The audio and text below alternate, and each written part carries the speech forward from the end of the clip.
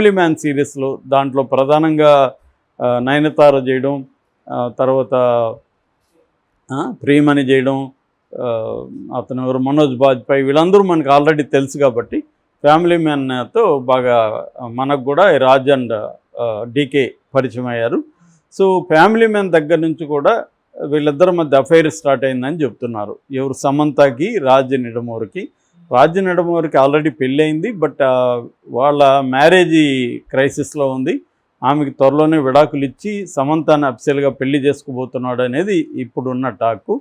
So ఇప్పుడు వీళ్ళు ఏంటంటే ఫ్యామిలీ మ్యాన్ తీశారు, తర్వాత ఫర్జ్ అనే ఒక వెబ్ సిరీస్ తీశారు, గన్స్ అండ్ గులాబ్స్ అనే ఒక వెబ్ సిరీస్ తీశారు, తర్వాత ఇప్పుడు సిటడల్ అనేది హాలీవుడ్లో వెబ్ సిరీస్, దాన్ని ఇండియనైజ్ చేసి వీళ్ళు తీశారు. దాంట్లో కూడా ఇప్పుడు ఫ్యామిలీ మ్యాన్లో ఈఎంఐ ఉంది, సిటడల్లో ఉంది, ఇప్పుడు రాబోయే రక్త్ బ్రహ్మాండ్ అనే దాంట్లో కూడా ఈఎంఐ యాక్ట్ చేయబోతుంది అంటున్నారు. వీళ్ళు రాబోయేది ఏంటంటే గుల్కండ్ టేల్స్ అనేది రక్త్ బ్రహ్మాండ్, ఈ రెండు ఇప్పుడు వీళ్ళ కమింగ్ వెబ్ సిరీస్ అన్నమాట. వీళ్ళు మెయిన్గా ఎక్కువగా వెబ్ సిరీస్ ఇటు అమెజాన్తో ఇటు నెట్ఫ్లిక్స్తో టైఅప్ అయ్యి వెబ్ సిరీస్ చేసే పనిలో ఉన్నారు. సినిమాల కంటే కూడా వీళ్ళకి ఇది బాగుంది. అట్లాగే వీళ్ళిద్దరు కలిసి D2R అనే ఒక ప్రొడక్షన్ హౌస్ పెట్టారు.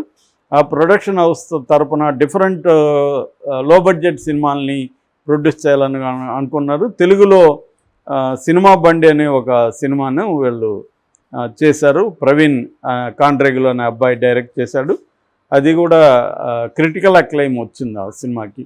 అలాగా వీళ్ళు ప్రొడ్యూసర్సు, డైరెక్టర్సు, రైటర్సు అటువంటిది ఉంది. ఇప్పుడు సమంత రాజ్ నిడమూరితో తిరుగుతున్న విజువల్స్ బయటకు వచ్చాయి.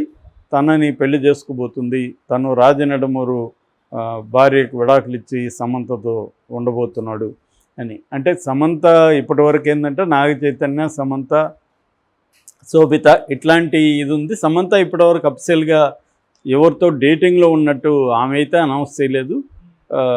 కాకపోతే గత కొంతకాలంగా వీళ్ళ ప్రాజెక్ట్స్లోనే పనిచేస్తుంది.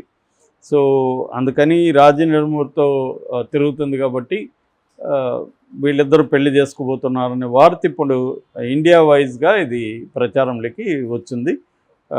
సో వీళ్ళిద్దరూ అందుకని ఫ్యామిలీ మ్యాన్లో పెట్టారు. మళ్ళీ ఇప్పుడు సిటడల్లో ఆమె రోల్ ఉంది, అది రాబోతుంది. సిటడల్ హనీ బన్నీ అనేది పూర్తి పేరు.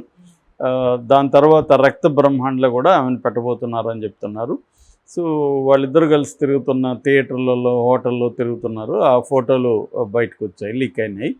సో ఇప్పటి వరకైతే సమంత అఫీషియల్గా అనౌన్స్ చేయలేదు, అతను కూడా చేయలేదు. దానికి కారణం ఏంటంటే అతను లీగల్గా విడాకులు ఇచ్చినాకనే అనౌన్స్ చేద్దాం అన్నట్టుగా వాళ్ళు అనుకున్నట్టుగా తెలుస్తుంది. సో ఇదైతే ఇప్పుడు సమంత ఒక డైరెక్టర్తో డేటింగ్లో ఉంది, పెళ్లి చేసుకోబోతుంది అనే వార్త అయితే వైరల్ అయింది.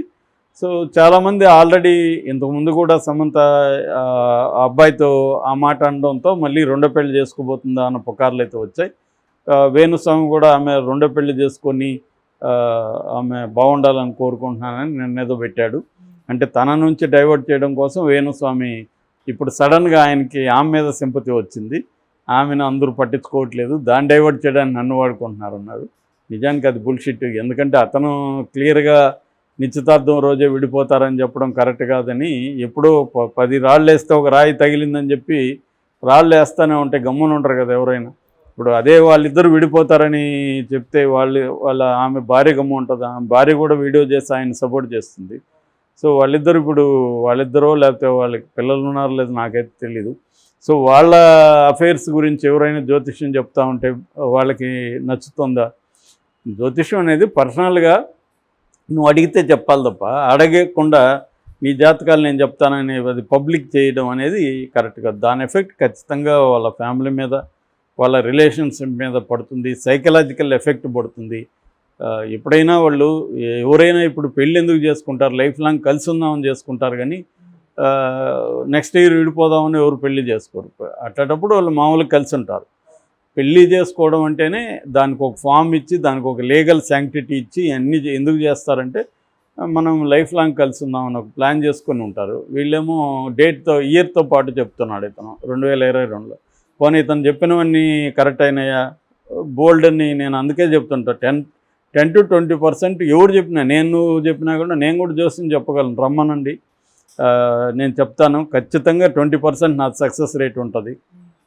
ఎందుకంటే కామన్ సెన్స్తో మనం చెప్పేయచ్చు, అదేమి జ్యోతిష్యం అంతకంటే ఏం లేదు.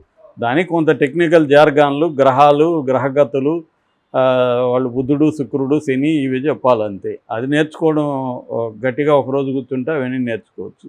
గళ్ళల్లో ఏముండవు ఇవన్నీ. ఎందుకంటే మా ఫాదర్ కూడా జ్యోతిష్యం చెప్పేవాడు, అందుకని నాకు చిన్నప్పటి నుంచి ఐడియా ఉంది. రోజు మా ఇంట్లో 5 నుంచి 10 మంది వచ్చేవాళ్ళు. ఈ తతాంగం అంతా నేను చిన్నప్పటి నుంచి చూస్తూ ఉండే. కాబట్టి ఆ పుస్తకాలు అవన్నీ కూడా నేను చదివాను, జ్యోతిష్యం పుస్తకాలు.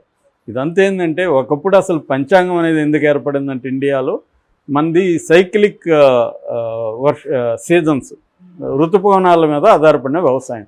అందుకని ముందుగా వర్షాలు ఎప్పుడు వస్తాయి దానికి తగినట్టుగా మన పొలాల్ని రెడీ చేసుకోవడం, ప్రిపేర్ అవ్వడం అనేది ఇండియాలో అవసరం.